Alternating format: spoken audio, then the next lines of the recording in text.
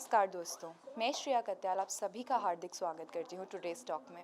हम खड़े हैं मारवा स्टूडियो में और यहाँ पर 6th ग्लोबल जर्नलिज्म फेस्टिवल चल रहा है।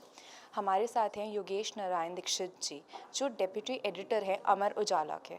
तो चलिए चलते हैं और जानते हैं कुछ रियल लाइफ एक्सपीरियंसेस, कुछ टिप्स लेते हैं सर से जर्नलिज्म के फील्ड के बारे में। बिकॉज कहते हैं ना कि सारी करत की विद्या है, तो इनसे बेटर हमें कोई और इंस्पायर कर ही नहीं सकता। Hi sir, welcome to Marwa Studios.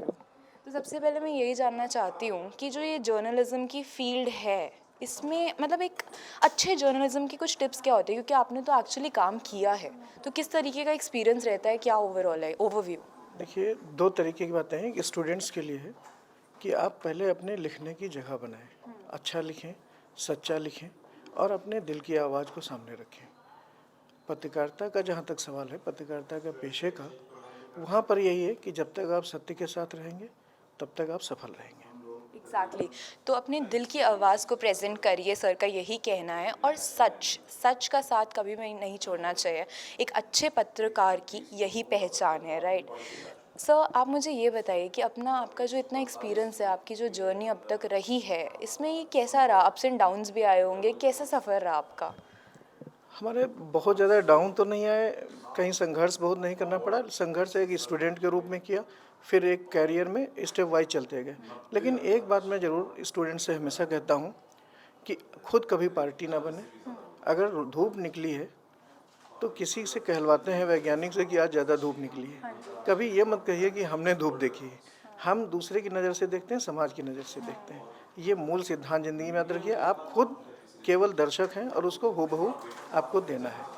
Thank you. बहुत सही कहा। एक क्वेश्चन और पूछना है मुझे आपसे। आजकल देखा जा रहा है कि जर्नलिस्ट की भी आवाज़ को दबाने की ट्राई करते हैं। अभी गौरी लंकेश जी का भी केस हुआ था, और मतलब क्यों ऐसा? आपके विचार क्या हैं इस विषय को लेकर कि किस हद तक ये सही है, गलत है, क्यों ऐसा हो रहा है? मुझे ऐसा कभी लगा नहीं कि किसी की आवाज़ दबाई जाती है। जब तक आप पत्रकार के रूप में काम करते हैं और सिर्फ पत्रकार की दृष्टि से ही सामान को सामने रखते हैं, मैटर को सामने रखते हैं, किसी टीवी को उसको सामने रखते हैं, बाइट को सामने रखते हैं, तब तक कोई दिक्कत नहीं है। दिक्कत जब आप खुद पत्रकारिता छोड़ के पार्टी बनते हैं, तो वही सारी दिक्कत आती हैं जो दूसरे एक आम आदमी के सामने आती हैं। चलिए, थैंक्स फॉर इंस्पायरिंग अस। इतनी सारी हमें इंस्पिरेशन देने के लिए, इतनी सारी हमें नॉलेज देने के लिए थैंक यू। तो देखा आप लोगों ने कि अच्छी पत्रकारिता की यही पहचान है कि ओरिजिनलिटी होनी चाहिए एक आपकी राइटिंग में। कोई भी कही सुनी बातें मत कॉपी करिए, रिसर्च करिए, प्रेजेंट करिए, because authenticity is the key. That's all for today in today's talk.